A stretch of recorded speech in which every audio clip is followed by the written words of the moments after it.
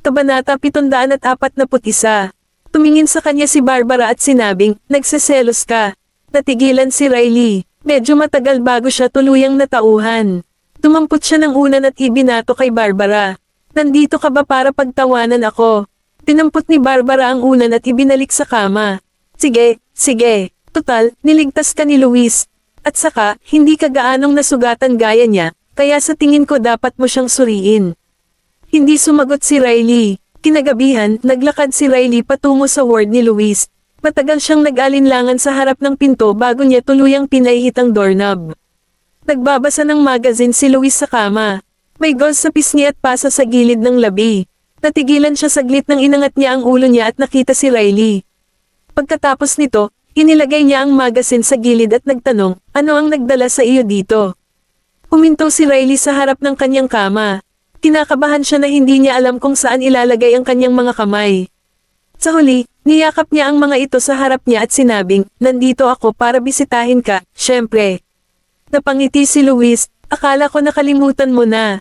Sumagot si Riley sa mahinang boses, mukha ba akong isang ingrate sa iyo? Tumanggaw si Luis, well, ikaw. May gustong sabihin si Riley bilang kapalit, ngunit hindi niya ginawa iyon sa huli. Nilinggan niya ang kanyang mukha sa gilid at sinabing, pakakawalan kita sa pagkakataong ito dahil nasugatan ka. Bigla namang lumapit si Luis sa kanya. Ano? Tanong ni Riley, puno ng pagkalito ang boses niya. Gusto kong bumaba sa kama, kaya tulungan mo ako, sagot niya. Naalala ko hindi mo nasugatan ang iyong mga binti, tama ba? Naguguluhang tanong ulit ni Riley. Bahagya siyang tumawa at sinabing, ganito ba ang pakikitungo mo sa isang taong nagligtas sa iyong buhay? Natigilan si Riley. Naglakad siya paarap at hinawakan ang braso ni Luis. Tumalikod si Luis at umupo sa gilid ng kama. Dahil may nakasabit na IV drip sa likod ng kamay niya, kinuha ni Riley ang bote para sa kanya. Marahil ito ay dahil sa siya ay masyadong matangkad at ang bote ay hawak na mababa kaya ang dugo ay damaloy pabalik sa infusion tube. Sumirit siya sa sakit at tumingin sa kanya. Dugo. Noon lang itinaas ni Riley ang braso niya. Ang dugo ay umagos pabalik mula sa infusion tube, ngunit mayroon pa ring natira dito. Maaari mo bang ibaba ang iyong braso ng kaunti? Tanong ni Riley na medyo naguguluhan. Huminga ng malalim si Luis at kinuha ang bote sa kamay niya. Bahagya niya itong itinaas, at ang dugo ay damaloy pabalik sa mga ugat. Natigilan si Riley. Sumunod siya sa likod ni Luis, at biglang huminto si Luis. Lumingon ito sa gilid at tumingin sa kanya. Susundan mo ba ako sa restroom?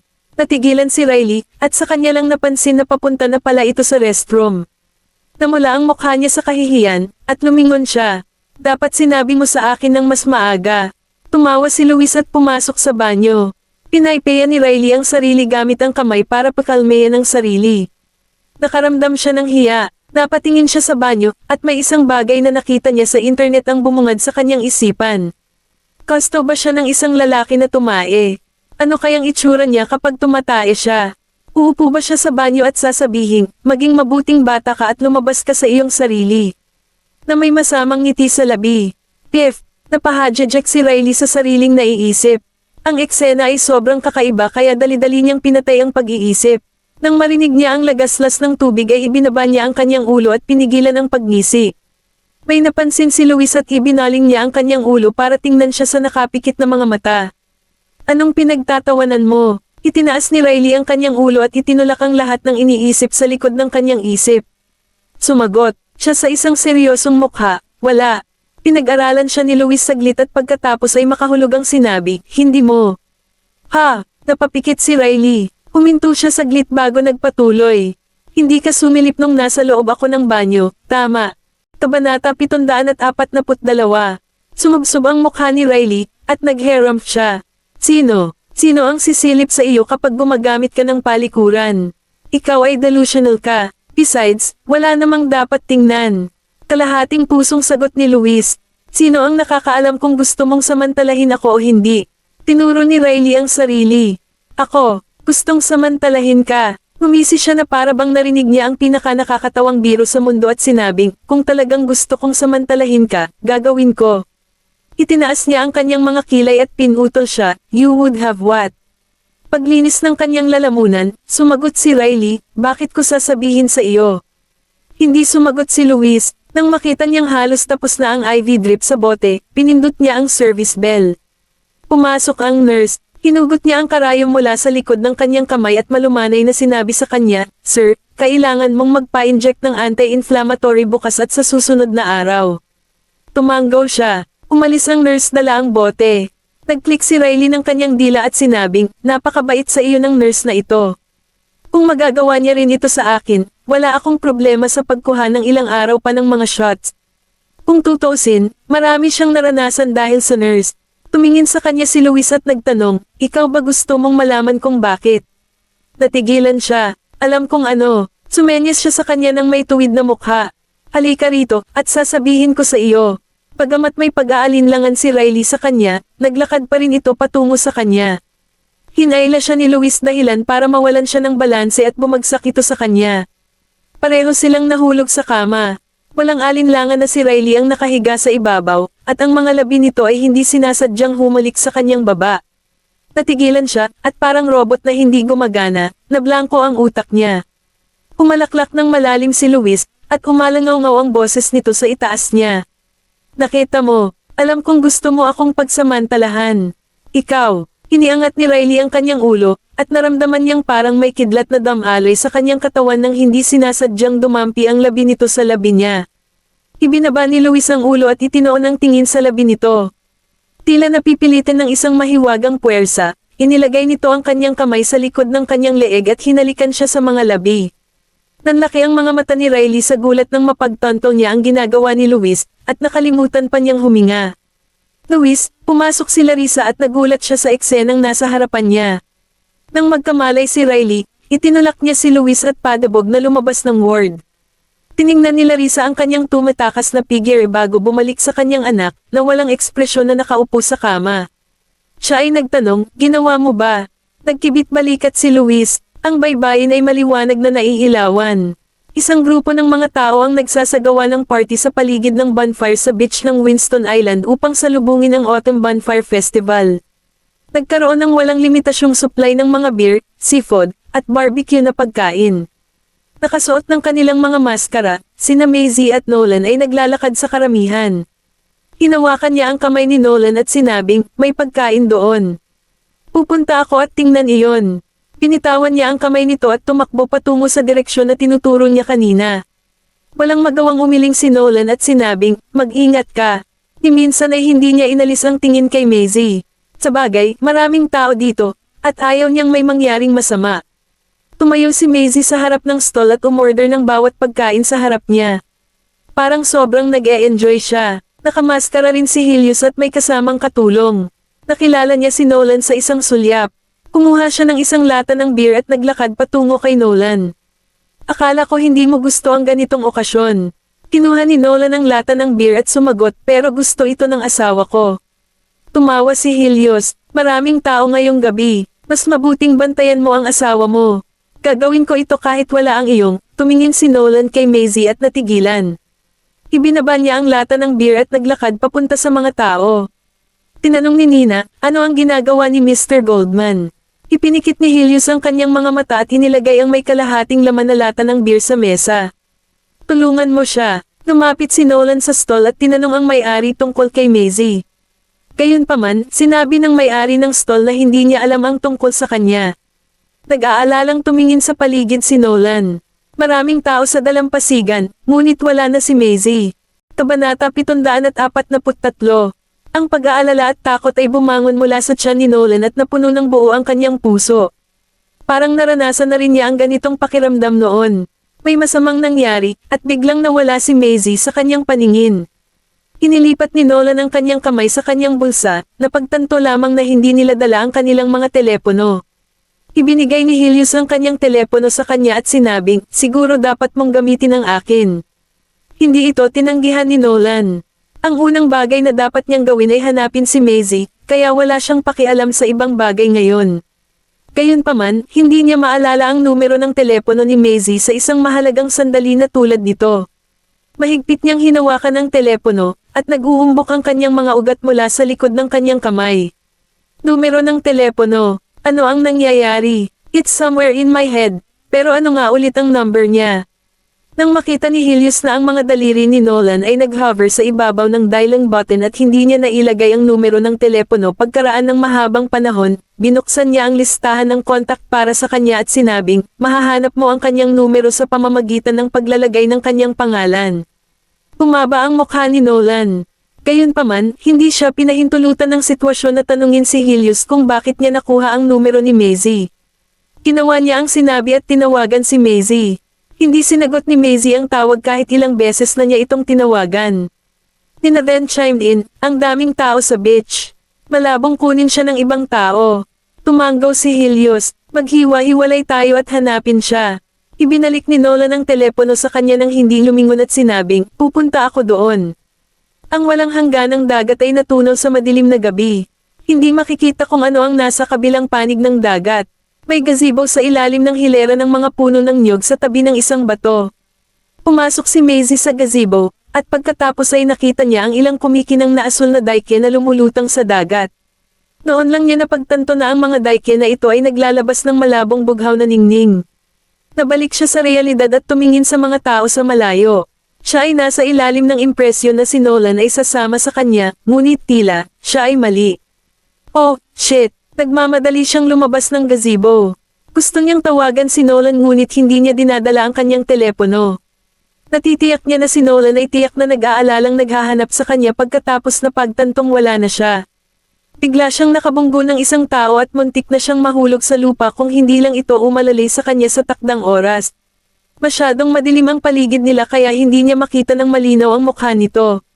Matapos ipahayag ang kanyang pasasalamat, itinulak niya ito palayo. Ako ito, Mr. Boucher. Natigilan si Maisie. Inangat niya ang ulo niya at kinusat ang mga mata. Si Helios ay nakasuot ng maskara, ngunit sa paghusga mula sa kanyang mukha na nakalantad sa hangin, alam niya na siya si Helios. Pinitiwan ni Helios ang kanyang kamay at nagtanong, anong ginagawa mo dito? Helios, umakbang si Nolan patungo kay Helios, at nang may sasabihin sana si Maisie, binato niya si Helios ng suntok, dahilan para mahulog ang kanyang maskara sa lupa. Nagulat si Maisie at nagmamadaling pumunta sa harapan para pigilan siya. Anong ginagawa mo, Nolan? Pinigilan ni Nolan ang galit sa kanyang dibdib, at ang kanyang mga mata ay mas madilim pa kaysa sa gabi. Kailan kayo nagsimulang magkita sa likod ko? Natigilan si Maisie. Ano? Umangon si Helios sa lupa at pinunasan ang dugo sa gilid ng labi niya. Inangat niya ang ulo niya at tumingin kay Nolan. Sa tingin mo ba makikinig ka sa amin ngayon? Umakbang pasulong si Nolan at hinawakan siya sa kanyang kwelyo. Nakaumbok ang mga ugat sa likod ng kanyang kamay. Tinulak siya ni Maisie palayo at sumigaw, Nolan, itigil mo na yan. Itinulak ni Nolan si Maisie, at inabat ng ilang hakbang si Maisie bago niya nabawi ang kanyang balanse. Namumula ang kanyang mga mata sa paligid ng rims habang nakatitig sa kanya. Isang sarkastikong ngiti ang sumilay sa gilid ng kanyang mga labi habang nagtanong, kung hindi ako sumama sa kanya, paano ko kaya kayo nakitang magkayakap? Magkayakap, kami ni Helios, kumunat ang noo ni Maisie. Hawak siya ni Helios, hindi sila magkayakap. Ha? I get it now. Tumingin siya kay Helios. Nagsisinungaling ka noong sinabi mong pumunta ka rito para sa isang puhunan sa negosyo. Sa totoo lang, nandito kasi si Maisie. Kung tutusin, may contact number ka pa nga niya. Iminungkahi mong maghiwalay at hanapin siya bilang dahilan para iwasan ako para magkita kayong dalawa ng palihim. Bago pa makapagsalita si Maisie, binato ni Helios ng suntok si Nolan. Kabanata 744. Ito ang unang pagkakataon na sinuntok ni Helios si Nolan sa harap ni Maisie, at ito rin ang unang pagkakataon na nakita ni Maisie si Helios na nawala ang kalma sa harap ng lahat. Walang ekspresyon na tiningnan ni Helios si Nolan at sinabing, matagal ko nang gustong gawin ito, mula pa noong 3 taon na ang nakalilipas nang sabihin mong ibinibigay mo siya sa akin sa harap niya. Napabigla si Nolan. Lumapit si Helios at hinawakan ang collar ni Nolan. Bata pa lang tayo ay magkasama na tayong lumaki, kaya dapat kilala mo na ako ng husto. Kung gusto ko talaga siyang kunin sa iyo, sa tingin mo ba ay magkakaroon ka ng pagkakataon laban sa akin? Lumuwag ang kamao ni Maisie at huminga ng malalim. Mr. Boucher, hayaan mo na siya. Ako nakakausap sa kanya. Hinayaan ni Helios si Nolan. Yumuko siya para kunin ang maskara mula sa lupa, pinagpag ang lupa mula sa kanyang polo, tumalikod, at umalis. Mahinahong tiningnan ni Maisie si Nolan at sinabing, mayroon akong numero ni Helios kasi nung nag-film siya ng movie, siya ang guarantor, nung inuupahan ng crew niya ang mga alahas sa Soul Jewelry. Noong nagtatago ka sa parola para sa isang hapon noong araw na iyon, sa palagay mo paano ko malalaman na naroon ka? Siya ang nagsabi sa akin. May pumutok sa lalim ng mga mata ni Nolan, pero hindi niya ito binigyan ng pagkakataong magsalita. Nasa akin ang contact number niya, pero bihira ko siyang tawagan. Maaari mong kalimutan ang lahat tungkol sa akin, ngunit wala kang anumang karapatan na mag-alinlangan sa akin, Nolan. Sabi mo nagkikita kami ni Helios, di ba? Oo, nagkikita kami. Ito ba ang sagot na gusto mong marinig? Hindi ba't ito ang gusto mo 3 taon na ang nakakaraan? Masaya ka na ba ngayo? Sabi ni Maisie bago tumalikod. Biglang sumulong si Nolan at niyakap siya mula sa likod. Pinilit ni Maisie na makawala ang sarili, pero hinigpitan lang niya ang kanyang mga braso, ibinaon niya ang ulo sa balikat nito at sinabing, sorry Zay. Hindi ko dapat na pinagdudahan ka. Pasensya na. Hindi na kumilos si Maisie. Nanginginig ang mga braso niya habang nagpatuloy. Hindi ko naman sinasadya. Ito lamang ay kaya lang hindi ako secure since wala akong maalala sa pagitan natin. Sabi sa akin ng instinct ko, maganda ang relasyon ninyong dalawa, nainggit ako dito. Hindi ko gusto ito. Nanginginig ang mga pilikmata ni Maisie, pero wala siyang sinabi. Pinalingan siya ni Nolan sa harap niya at hinayla ang kamay niya para ilagay sa pisngi niya, malamig ang balat niya. Pwede mo akong bugbugin at pagsawayin, pero sana wag ka lang manahimik. Hinawakan niya ito sa kanyang mga braso at pinahinga ang kanyang baba sa tuktok ng ulo nito. Basta kaya mo akong patawarin, kahit ano ipinapangako ko sa'yo. Napaangat si Maisie sa narinig niya, tumingin sa kanya at sinabing, promise me you won't doubt me again. Okay, promise. Walang pag-aatubili niyang sagot. Humingi ka ng paumanhin kay Helios. Natahimik siya sandali bago nagpout. Pero sinuntok niya rin ako ngayon lang. Dahil karapat-dapat ka rito. Sinubukan siyang itulak ni Maisie palayo, ngunit hindi siya pinayagan ni Nolan na gawin iyon. Okay, sige. Pangako ko sa iyo. Bukas na lang ako mag-a-apologize sa kanya. Sa loob ng hotel room. Tinalhan ni Nina si Helios ng first aid kit. Habang inaalagaan niya ang sugat sa sulok ng mga labi nito, sinabi niya, paano nagawa ni Mr. Goldman na suntukin ka ng malakas? Mawawasak ang puso ng mga fans mo kapag nakita nila ang sugat na ito sa mukha mo. Tumawa si Helios at tiningnan siya sa salamin. Sugat lang naman. Hindi naman ganoon ka-serious. Itinapon ni Nina ang cotton swab sa basurahan at ibinalik ang lahat ng gamot sa first aid kit. Dapat magpasalamat ka na sugat lang yan. Paano kung nakakasawa na, gosh? Napatawa si Helios pero, wala siyang sinabi. Tumunog ang phone ni Nina, at natigilan siya. Si Mr. Lynch po. Kinuha niya ang tawag na iyon, at hiniling ni Morgan na ibigay ang telepono kay Helios. Ginawa niya ang sinabi sa kanya, at itinanong ni Helios, ano ang problema? Ano ba ang ginagawa mo sa Winston Island? Sabi ni Mr. Wallace, may inihahanda siyang pelikula, at gusto niyang makita ka para sa isang audition bukas. Ibinaba ni Helios ang kanyang ulo at sumagot, mayroon akong isang bagay na kailangan kong alagaan. Tulungan mo akong ipagpaliban ang lahat ng iba pang mga proyekto kung mayroon man. Kabanata 745. Natahimik sandali si Morgan bago sinabing, sige, bahala ka, gawin mo ang gusto mong gawin. Pagkatapos niyang ibaba ang tawag ay ibinalik ni Helios ang telepono kay Nina. Tumingin sa kanya si Nina at nagtanong, malaki ang reputasyon ni Mr. Wallace sa industriya ng entertainment. Kahit na ang pinaka-top tier celebrity ay hindi maglalakas loob na tumanggi sa kanya. Kung tatanggihan mo siya, hindi ba? Huwag kang mag-alala, magpapaliwanag ako sa kanya pagkatapos. Tsaka, malapit na matapos ang time limit na binigay ng mga bushay sa akin. I can't rely on my achievements in the entertainment industry to convince my family. Kung gusto ni Helios na makipaghiwalay sa kanyang pamilya, kailangan muna niyang makakuha ng pagkilala mula sa kanyang lolo. Sa madaling salita, kailangan niyang kunin ang investment project sa Winston Island. Samantala, binato ni Maisie ang isang unan at kumot sa sahig. Nilinggan niya si Nolan at sinabing, dito ka matutulog ngayong gabi. Pagkatapos noon, tumalikod siya at isinara ang pinto. Medyo mabagal si Nolan. Sinubukan niyang pihitin ang doorknob, ngunit nailak na ni Maisie ang pinto mula sa loob. Sumandal siya sa pinto at walang magawang nagmakaawa, patawarin mo ako, Zay. May puso ka ba talaga na sipin ako sa kama? Oo. At gusto kong gawin ito.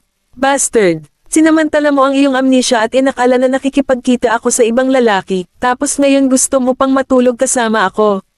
Pumunta sa impyerno. Pumalik si Maisie sa kanyang kama, kumuha ng isa pang set ng bedsheet, at hindi pinansin si Nolan. Pinatay niya ang ilaw sa tabi ng kama at humiga. Ilang sandali pa ay hindi na nagsalita si Nolan. Nang damaloy sa kanyang tenga ang susurration sa sala, ibinaling niya ang kanyang ulo at ibinaling ang tingin sa pinto na naghihiwalay sa kanila ni Nolan. Ayon, binigyan ko na siya ng unan at kumot. With that thought in her mind, tumalikod siya at pumikit. Madali siyang nakatulog, at sa oras na nagising siya, umaga na. Pumunta si Maisie sa sala. Si Nolan ay natutulog na nakakulot na parang nagyelo na hipon sa sopa. Nang makita niya ang kumot sa sahig, kinilig ang kanyang puso, at medyo naawa siya rito. Kinuha niya ang kumot sa sahig at ipinatong sa ibabaw niya. Nang dumampi ang daliri nito sa balat niya, nalaman niyang malamig ang katawan nito. Ito ay taglagas ngayon. Umaandar ang aircon kaya. Pinito ba siya natulog buong gabi? Nolan, nang may sasabihin pa sana siya, tumalikod si Nolan at hinawakan siya ng mahigpit sa kanyang mga bisig. Isang surge of chilliness ang lumipat mula sa katawan ni Nolan papunta sa kanya, at nakalimutan niyang kumawala sa mga braso nito. Parang nagising si Nolan, pero at the same time, parang mahimbing pa rin ang tulog niya. Hindi niya idinilat ang kanyang mga mata habang bumubulong, malamig. Hindi niya namamalayan na hinigpitan niya ang kanyang mga braso at tumalikod, dahilan upang maipit si Maisie sa pagitan niya at ng sopa. Ibinaon ni Nolan ang kanyang mukha sa kanyang balikat at bamulong, na parang bata na humihingi ng tapik. Hug me, walang kamalay-malay na iniunat ni Maisie ang kanyang mga braso at ipinulupot sa kanyang katawan. Sa sumunod na segundo, iminulat ni Nolan ang kanyang mga mata, at isang ngiti ang naglaro sa kanyang mga labi. Sinadya niya tinapon ang kumot sa sahig at hininaan ang aircon bago magising si Maisie. Ang kanyang plano ay gumana, at tila sa kanya na ang paglakas ng kanyang sarili laban sa malamig na sabog ng hangin mula sa air conditioner sa loob ng higit sa 10 minuto ay walang kabuluhan. Naramdaman ni Maisie na may nasa ilalim niya. Hinawakan niya ito, at ito ay ang remote control ng aircon. Mapanganib na ipinikit ni Maisie ang kanyang mga mata. Lumingon siya at nakitang kinakabahan si Nolan na nakatingin sa kanya. Sinipa niya si Nolan mula sa sopa at sumigaw. Napuno ng boses ang buong sala. Well, Nolan. Sa tingin mo ba ay gagana sa akin ang isang trick na tulad nito? Patay ka. Tense ang atmosphere habang nag-aalmusal silang apat sa isang private room. Nakaupo si Nolan sa tapat ni Helios. Parehong lalaki ay kumuha ng suntok sa bawat isa kagabi. Kaya lang kumpara sa sugat sa sulok ng labi ni Helios, hindi gaanong halata ang pasa sa pisngi ni Nolan. Pareho silang may madilim na ekspresyon sa mukha nang makapasok sila sa pribadong silid. Malungkot silang nagkatitigan, at parang mag-aaway sila kapag may nangyaring masama. Kabanata 746. Si Nina na nakaupo sa tabi ni Maisie ay sadyang iniba ang usapan para gamaan ang kapaligiran sa loob ng private room. Hindi ako nakapunta sa mga hot spring kahapon, kaya bakit hindi tayo pumunta doon ngayong gabi? Kalmadong kinuha ni Helios ang kanyang chopsticks at naglagay ng isang piraso ng sushi sa plato sa kanyang harapan, habang si Nolan ay kumuha ng isang tasa ng tsaa at humigop mula rito. Tinitigan ni Nina si Maisie, na mukhang kalmado, na may nakakaawa at inosenteng tingin na parang humihingi ng tulong sa kanya. Inangat ni Maisie ang kanyang tingin at sumulyap sa kanila, saka ibinaling ang kanyang ulo para harapin si Nolan. Nolan, naaalala mo pa ba ang ipinangako mo sa akin kagabi? Natigilan si Nolan habang umiinom ng kanyang tsaa, inilapag ang tasa ng tsaa, at tinitigan si Helios. Pinaikit ni Helios ang kanyang mga mata. Pinilit ni Nolan ang dalawang salita sa kanyang mga labi pagkaraan ng mahabang panahon. Ako ay humihingi ng paumanhin. Parang labag sa loob niyang sinabi iyon. Hindi man lang inangat ni Helios ang kanyang ulo. Hindi kita narinig. Naikuyom ni Nolan ang kanyang kamay na may hawak na tasa ng tsaa at nagngangalit ang mga ngipin. I'm sorry kung nasuntok kita kagabi. Pero bumawi ka rin, kaya patas na tayo ngayon. Oh, inangat ni Helios ang kanyang tingin para tingnan siya. Dahil humingi ka na ng tawad, hindi ko tatanggapin. Galit na tumawa si Nolan nang magsalubong ang kanyang madilim na tingin sa kay Helios. Maaari mong tanggihan na tanggapin ito. Hindi nag-atubili si Helios. Ayoko ring tanggapin. Ang nangingibabaw na aura ng dalawang lalaking naruroon ay ganap na sumabog. Ang kapaligiran ay naging mas nagyayelo at nakakatakot kaysa sa kung ano ito bago ito. Tinakpan ni Maisie ang kanyang noo gamit ang kanyang palad. Talagang totoo na ang dalawang ito ay mga lalaking mamamatay para sa kanilang dignidad. Tumingin siya kay Helios, sinuntok siya ni Nolan dahil sa kanya, at naawa siya doon. Mr. Boucher, maayos na ba ang sugat sa gilid ng labi mo? Ngumiti si Helios, ayos lang, maliit na laceration lang. Ibinaba ni Nolan ang kanyang ulo at sinundot ang sushi sa plato gamit ang kanyang mga chopstick, na medyo hindi nagkakasundo. Nabugbog din ako, bakit hindi ka nagpapakita ng parehong pag-aalaga sa akin? Tumingin sa kanya si Maisie at nginisyan. Hindi ba't mukha kang makapangyarihan at malakas kagabi nang magpasya kang manakit ng iba? Lumiko ka pa sa matinding paraan upang humingi ng tawad ngayong umaga. At sinasabi mo sa akin na kailangan mo ng pangangalaga ng iba ngayon. Nawala nang masabi si Nolan. Isang mapanukso at walang awa na tawa ang ibinigay ni Helios. Napakalakas at mabangis ka kagabi, kaya hindi mo dapat kailanganin ng pag-aalala ng sino man ngayon, hindi ba? Galit na galit si Nolan kaya lumamlam ang gwapo niyang mukha. Walang mag-iisip na pipi ka kung hindi ka magsasalita. Tumugon si Helios sa pamamagitan ng pag-provoke sa kanya, bakit? Baka gusto mong balikan ulit. Ehem. Tumikim si Maisie para maputol ang usapan ng dalawa at kumatok sa mesa. Kayong dalawa ay parang mga batang-batang lalaki, hindi ba kayo marunong kumain ng almusal ng mapayapa?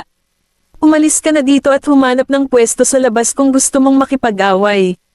Nang makitang masama ang loob ni Maisie, agad na tumigil si Nolan sa pakikipagtalo, ibinaba ang ulo, at nagpatuloy sa pagkain. Bagamat tila walang takot si Nolan, natatakot siyang magalit ang kanyang asawa. Hindi man lang siya papayag na makasama niya itong matulog sa pagkakataong ito. Alam ng isang tunay na lalaki kung kailan ibababa ang kanyang ego. Ang pinakamahalagang gawin ngayon ay pasiglahin ang aking asawa. Umuulan sa downtown ng Baseburg. Malakas ang ulan at biglang naging malamig ang panahon. Ang araw ay sumisikat ng maliwanag 2 araw na ang nakakaraan, ngunit ang lahat ay ganap na naiiba ngayon na para bang ang langit ay biglang nagpasya na magsuot ng kulay abo na sweater. Ang mga lantang dahon ay tinatangay ng bagyo sa lupa, na nakatikip sa ibabaw ng mga walang pag-agos na puddles. Nakahiga si Riley sa hospital bed, iniisip ang halik kahapon. Ibinaon niya ang kanyang mukha sa unan, inis at nababagabag. Akala niya ay nurse iyon nang marinig niya ang tunog ng pagtulak ng pinto at papasok sa kanyang ward. Lumingon siya pagkatapos sa paligid at natigilan nang makita ang taong pumasok. Sinara ni Zyla ang pinto at nilinggan siya. Miss Hill, medyo maingat na umupo si Riley. Sa maling ward ka yata napunta. Sa kabila ang ward ni Luis. Nandito ako para sa iyo. Huminto si Zyla sa kama na may bahagyang ngiti sa labi. Gusto kitang makausap. Inayos ni Riley ang likod niya. Ano ang gusto mong pag-usapan? Kabanata 747. Nang makitang medyo mapagbantay at masungit siya sa sarili, tumawa si Zyla at nagpaliwanag ng matikas at magalang, hindi mo na kailangang mag-ingat sa akin, Miss Hill. Hindi ako gagawa ng anumang bagay para saktan ka. Nandito lang ako para kausapin ka. Umuulan pa rin sa labas at saglit na natigil ang atmosphere sa kwarto habang ang mga talukap ng mata ni Riley ay lumulutang. Gusto mong iwan ko si Luis, diba? Huwag kang mag-alala, hindi ko siya aagawin sa'yo kapag na-cancel ang engagement ko sa kanya. Imbes na maghintay na may lumapit sa akin at gumawa ng mga irresponsibleng pananalita sa hinaharap, mas mabuti pang ibigay ko ito sa kanya ng diretsyo ngayon. Tumingin si Zyla sa kanya ng matagal, ibinaba ang ulo, at tumawa. Naisip ko talaga bago ako bumalik sa Slekova. Tumingin siya sa labas ng bintana, at bakas ang kalungkutan sa mga mata niya. 6 na taon na akong nakasama niya, at naisip ko na kahit nakipaghiwalay na siya sa akin, magkakaroon pa rin ako ng pagkakataon na manatili sa tabi niya pagkatapos bumalik sa Slekova. Natigilan si Riley ng ilang segundo at tumingin sa kanya na may pagtataka. Ang mga emosyong lumalabas sa mga mata ni Zyla ay tila nag-iisa at walang magawa. Tumingin siya kay Riley at nagpaliwanag, kunin mo ito bilang isang maliit na tip mula sa akin para sa iyo. 6 na taon akong minsan sa tabi niya, at hindi ko pa rin makuhang tanggapin niya ako sa mundo niya. Unang nakita ni Zyla ang pagganap ni Luis sa isang musical theater, at mula noon ay hinangaan na niya ito. Masasabing siya ang aktibong nagkusa na ligawan si Luis, hindi naman sa hindi niya ito tinanggihan. Kaya lang ayaw niyang sumuko kaagad, at maaaring binigyan siya nito ng pagkakataon noon dahil lamang sa kanyang pagpupursage. Si Luis ay palaging pasibo sa kanilang dalawa. Sinubukan pa niyang matutunan kung paano tumugtog ng violin at maunawaan ang mga kagustuhan nito upang mapabilib siya balang araw sa hinaharap. Sa kasamaang palad, hindi niya maiwasang aminin na, sa pagitan nila ni Luis, hindi niya ito maaabutan kahit anong pilit niya. Kahit na ginawa na niya ang lahat ng hakbang para makapasok sa kanyang mundo, hindi pa rin ito nakagawa ng kahit isang hakbang patungo sa kanya. Zyla was not reconciled to the fact na hindi pa rin niya nakukuha ang gusto niya after all those things that she had done. Napaawang ang labi ni Riley at nakikiramay sa kanya. Miss Mayweather, walang kabuluhan na sabihin mo sa akin ito. Kami ni Luis, hindi naman kami magkakakilala kung hindi dahil sa arrangement ng mga pamilya namin. Umismid si Zyla. Tinatanggihan mo ang isang napakabuting lalaki na naihatid sa iyo nang hindi man lang siya binibigyan ng pagkakataon, habang ang lalaking gusto kong makasama ay hindi kailanman ako minahal. Lumapit siya sa upuan sa tabi ng hospital bed at umupo. Naaalala mo pa ba noong una mong nakilala si Luis? Ako, pinag-isipan itong mabuti ni Riley at sinabing, sa tingin ko 3 taon na ang nakalipas. Paggaman ng relasyon sa pagitan ng mga Hill at ng mga Lucas ay palaging medyo malapit. Ito ay limitado lamang sa mga koneksyon na ang mga matatanda ng parehong magbahagi ang mga pamilya. Samantalang sa aming dalawa, hindi ko pa nakita o narinig si Luis noon pa man. Bumaba ang tingin ni Zyla. Pero matagal ka na niyang nakita. Medyo nabigla at naguguluhan si Riley. Pero hindi ko alam yan. Nasabi ko na ang lahat ng sa tingin ko ay dapat kong sabihin. Dahan-daang tumayo si Zyla, huminto nang nasa pintuan na siya, lalabas na sana, at ibinaling ang tingin kay Riley. Naiinggit talaga ako sa iyo. Naiinggit siya sa akin. Napatingin si Riley sa likod ni Zyla nang makalabas siya ng ward at napayuko nang may sumagi sa isip niya. Talagang hindi niya ako pinahirapan sa pagkakataong ito, ngunit binibigkas lamang niya ang mga nakakalito na salita. Umuulan sa labas at nakakainip na manatili sa ward, kaya lumabas si Riley sa corridor para sa ilang libreng hangin. Pagkalabas niya, nakita niya si Luis na papalabas sa kanyang ward. Nagkatinginan ang dalawa, muling nablangko ang isip ni Riley sa isang iglap na parang isang eksena ang ganap na sumikop dito. Namula ang kanyang pisngi, at mabilis siyang tumalikod, bumalik sa ward, at isinara ang pinto. Napasandal siya sa pinto, nakaramdam ng sobrang hiya. Bakit? Ang boses ni Luis ay umalangaw mula sa kabilang panig ng pinto nang bigla niyang itanong, gusto mo ba ng McNuggets? Kabanata 748. Nag-alinlangan si Riley ng 3 segundo, saka mabilis na binuksan ang pinto at tumangala sa kanya. Oo, sa Winston Island. 4 na tao ang nakaupo sa kotse at nasiyahan sa tanawin ng isla sa daan. Ang gilid ng kalsada ay puno ng mga cherry blossoms, at tila sila ay paralel sa abot tanaw, na halos malabo na ng kulay ng langit at karagatan habang pareho silang pinaghalo. Nag-iba ang eksena at nag-iba nang pumasok ang sasakyan sa underwater tunnel at dumaan sa underwater platform. Maraming kotse at bus na puno ng mga turista ang nakaparada sa mga parking slot ng observation deck, at maraming turista ang nakatayo sa harap ng observation deck upang tingnan ang matingkad na tanawin ng seabed. Nakaparada ang sasakyan sa parking lane, at bumaba sa sasakyan sina Maisie at Nina at naglakad patungo sa observation platform. Ang lagusan sa ilalim ng dagat ng Winston Island ay karapat-dapat na maging pinakamalaki at pinakamahal na proyektong pinagdaanan ni Slekova. Ito ang tanging lagusan na nagpapahintulot sa mga gumagamit nito na tamasahin ang mga tanawin sa ilalim ng dagat. At ang tunnel ay may 2 layer, ang itaas na layer ay naglalaman ng mga subway para sa mga tren, at ang mas mababang layer ay ang expressway para sa mga sasakyan. Ang observation deck ay matatagpuan sa itaas ng deceleration area sa ibabang palapag. Mayroon itong napakalaking parking lot na itinalaga para sa mga tao upang magpahinga at tamasahin ang mga tanawin. Huminto si Maisie sa harap ng viewing window, at nakita niya ang mga isda sa lahat ng laki at hugis na lumalangoy sa mga grupo sa ilalim ng karagatan. Ang isa ay maaaring makatagpo ng mga balyena kung sila ay sapat na mapalad.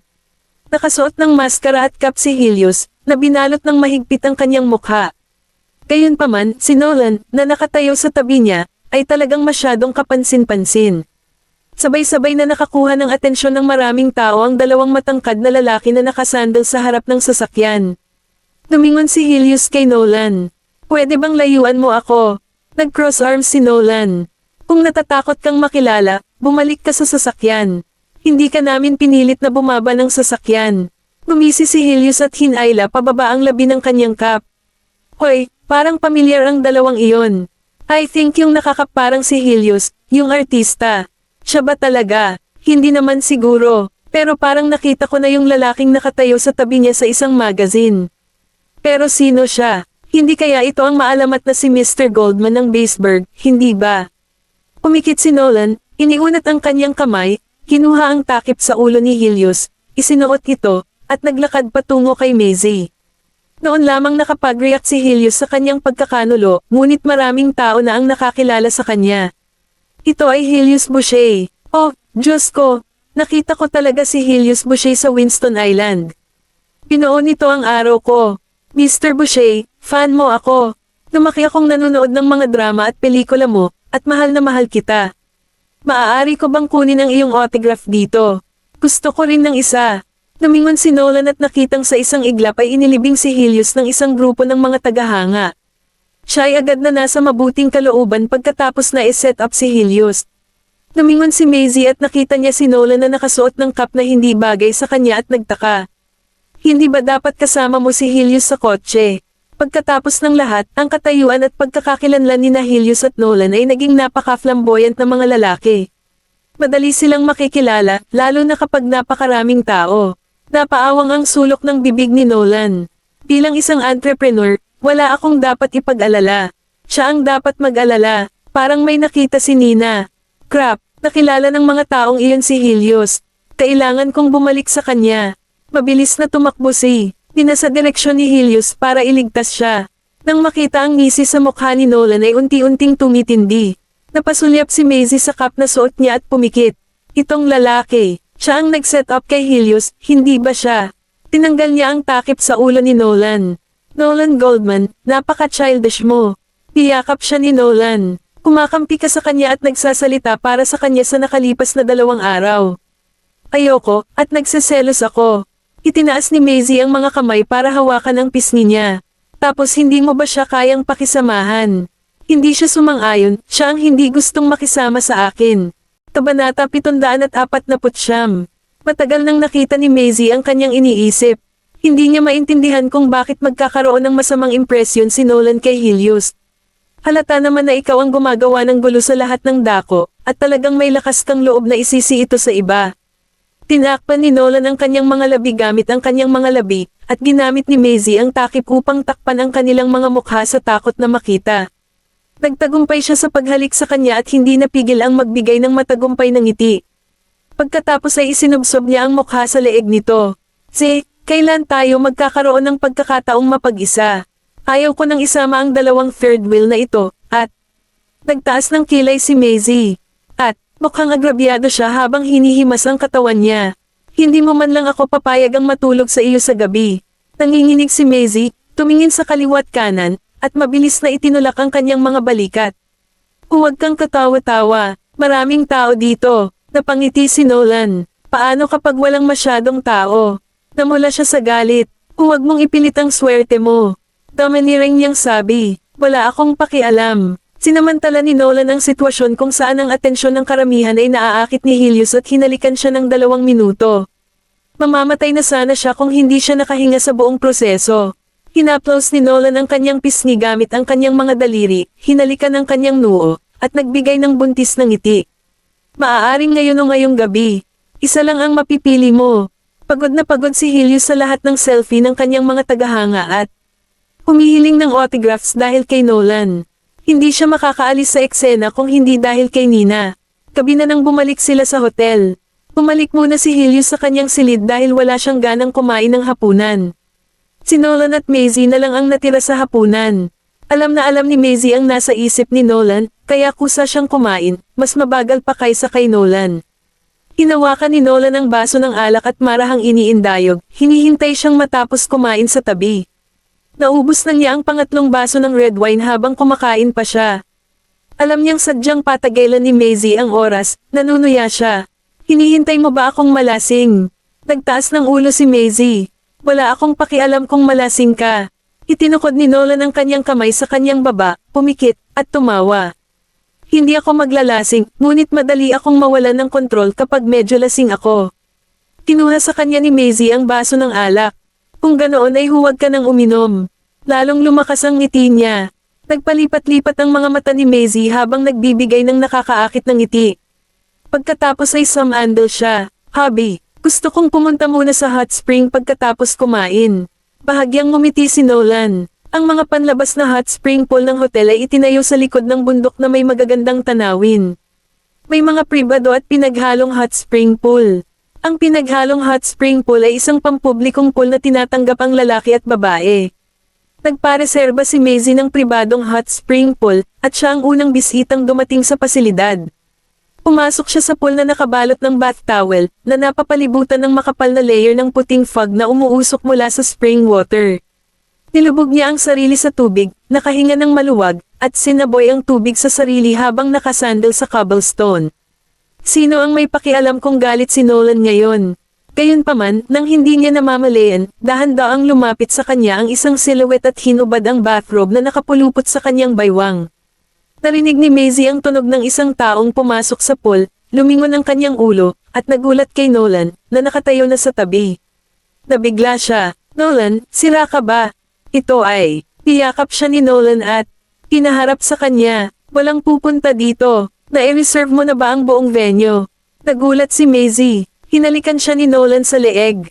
Siyempre, napakagatlabi si Maisie. Napaka-reckless mo. Isang kasuklam-suklam na pahiwatig ng amusement ang bumungad sa mata ni Nolan habang nakahawak ito sa kanyang baywang.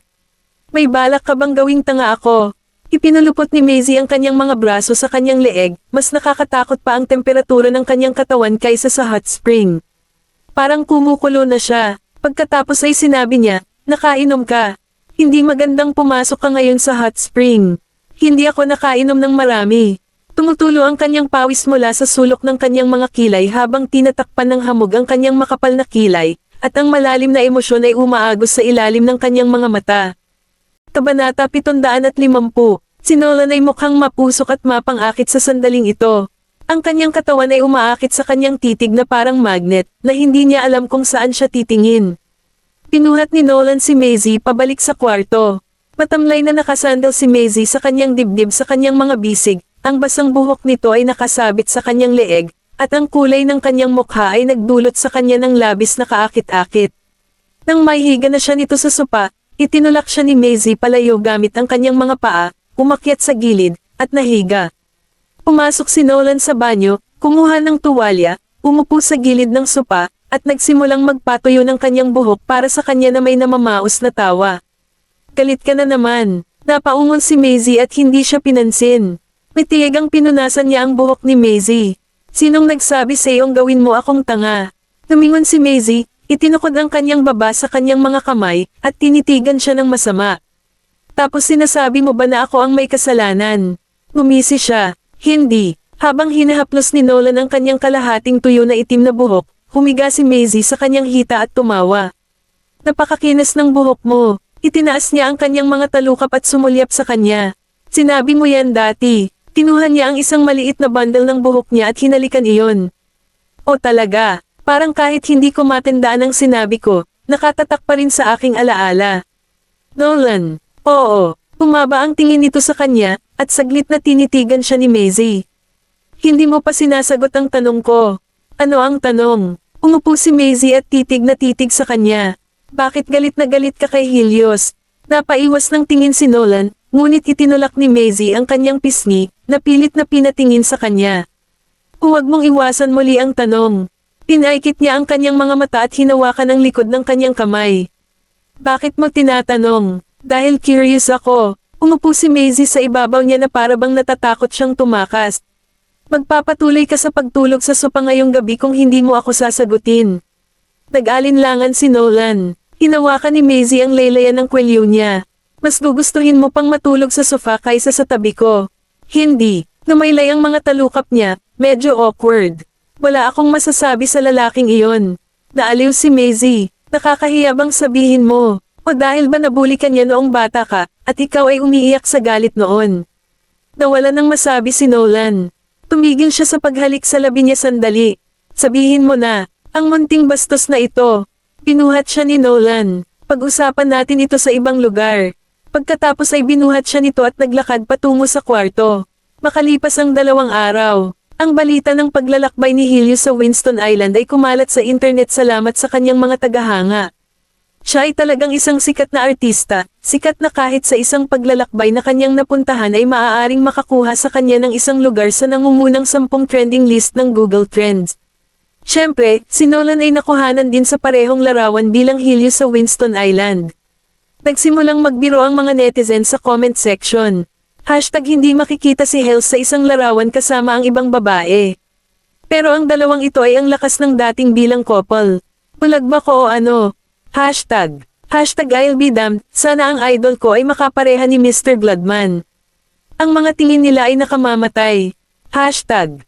Naghahanap ng larawan na magkasama sina Mr. Goldman at Hels. Maging ang mga tagahanga ni Helios ay espesyal na lumikha ng isang couple stan na grupo sa Facebook na kilala bilang Helios Nolan para sa kanilang dalawa na umakit ng 60,000 na tagahanga sa loob lamang ng ilang oras at ito ay dumarami pa rin.